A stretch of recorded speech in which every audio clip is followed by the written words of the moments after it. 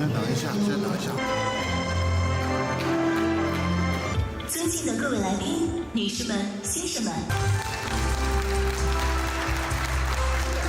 里程碑。这些年来，超过80岁，尊敬的贝克鲁兹阿扎尔，男女两性的现实差距不断提升。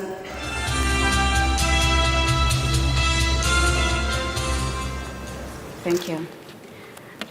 Dear Madam Shen Tin, dear Madam Zahra Bahrez Azar, dear Madam Julayho Makhamova, dear Madam Sam An, and dear Madam Hang Sanwei, Excellencies.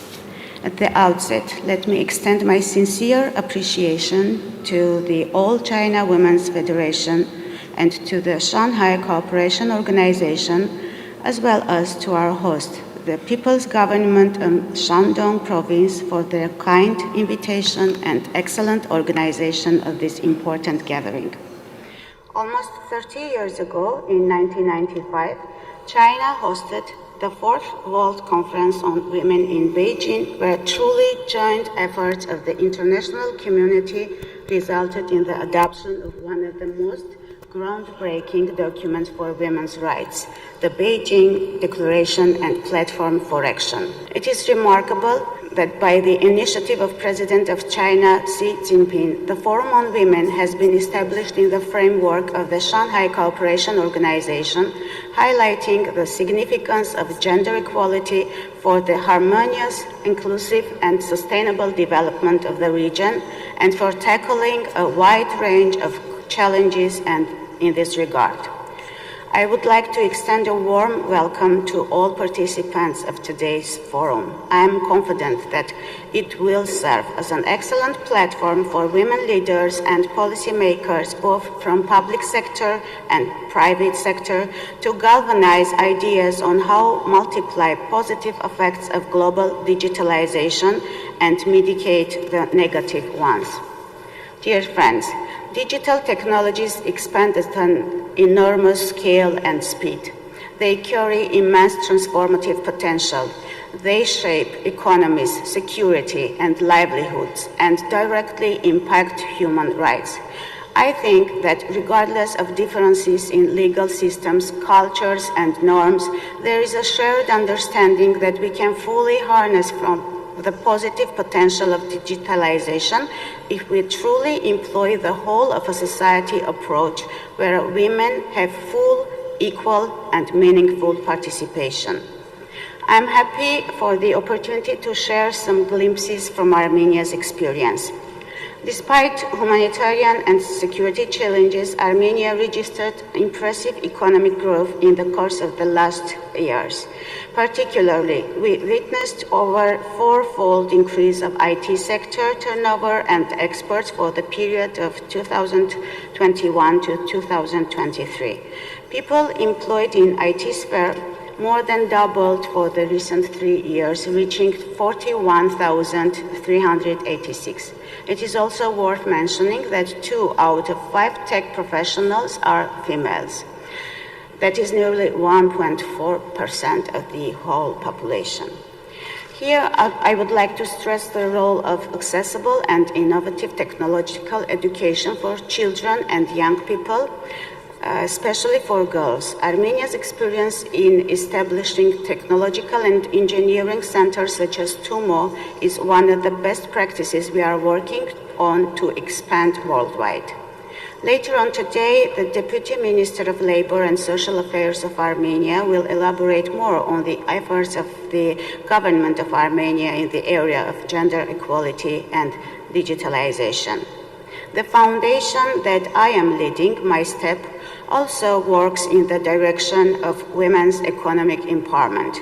We support women entrepreneurs and also women who are interested in working in tech industry.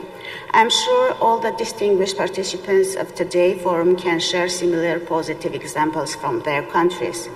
At the same time, globally, women continue to be disproportionately affected by poverty, conflict and climate-related disasters. They continue to face far more barriers to overcoming these hardships. I believe that governments and policymakers should utilize innovative tools to reach out to women in situations of extreme vulnerability, those residing in conflict zones and humanitarian settings, those living in remote rural areas, or those from marginalized groups.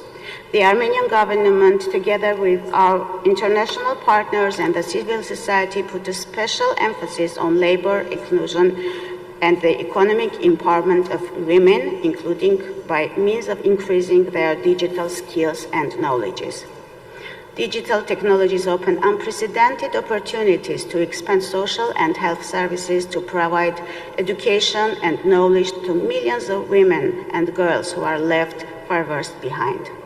Ladies and gentlemen, I'm a mother of 4. I have 3 daughters. Like millions of their peers in other countries, they will live in a world where no state achieved gender equality. There are still structural barriers, discrimination, violence against women, and harmful stereotypes that impede women from realizing their full potential. Figures clearly demonstrate that women have less access to finances and loans and own less resources and wealth. Far more women than men have to choose between building a family or a career. At the same time, reforming regulatory frameworks and adopting supportive policies may allow many women to have more flexible employment or arrangements, including through distance and digital work. The ever-evolving world of ICT may be difficult to navigate in, especially for women who may face discrimination, stigma, and even violence online. Thus, on the areas we all need to prioritize is digital literacy and skills. Here, I think we need a targeted approach that is built on the need, risk, vulnerabilities, and opportunities of specific groups of women and girls. As the executive director of the My Step Foundation, an entity that is implementing assistance development projects in multiple areas and sectors, I am very much aware of how critical it is to center the work around individuals and be cognizant of their experiences. Dear friends, digitalization makes us closer, makes borders and boundaries matter less, and possesses a unique opportunity to create and multiply global goods.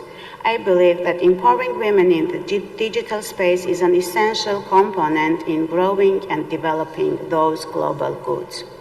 In his message, the President of China, Xi Jinping, expressed the hope that the forum will roll in people-to-people exchanges and inject more vitality between the members of Shanghai Cooperation Organization.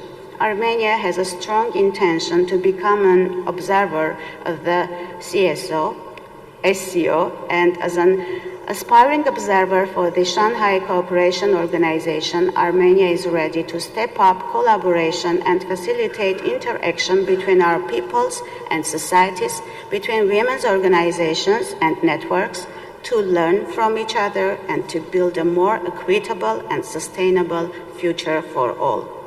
I wish all participants successful deliberations today. The Armenian delegation and myself are looking forward to 2 fascinating days of engagement, exchanges, and friendship. Thank you.